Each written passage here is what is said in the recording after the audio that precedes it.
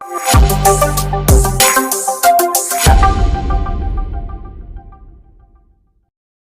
Mass മോട്ടോഴ്സിന്നാണ്. നമ്മുടെ unicorn വണ്ടിയുടെ oil കത്തി ലെവൽ കുറഞ്ഞൊരു കംപ്ലയിൻറ്റ് ഉണ്ടായിരുന്നു. അതായത് ഓയിൽ ലെവൽ കുറഞ്ഞു പോയിട്ട് വണ്ടി ഓടിയിട്ടുണ്ട്.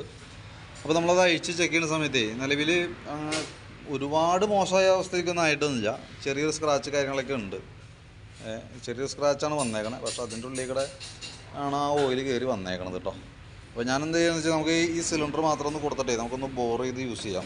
അപ്പോൾ ആ പിസ്റ്റൺ എന്തായാലും പിസ്റ്റൺ നമുക്കിത് മാറ്റിയിടും. കാരണം എന്ന് വെച്ചാൽ ബോർ ചെയ്യുമ്പോൾ ഈ പിസ്റ്റൺ അല്ല യൂസ് ചെയ്യണേ. പുതിയ പിസ്റ്റൺ വരും, അത് ബോർ ചെയ്ത് നമുക്ക് കയറ്റാം.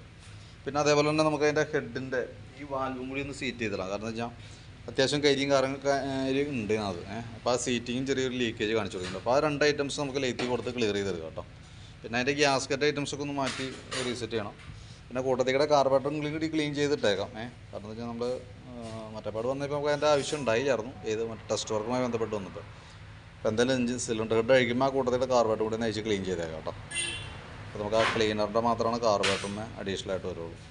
ബാക്കി പ്രശ്നമൊക്കെ ചെറിയ തീരുമാനമുണ്ട്, പക്ഷേ കുഴപ്പമില്ല, അതങ്ങനെ തന്നെ യൂസ് ചെയ്യാം.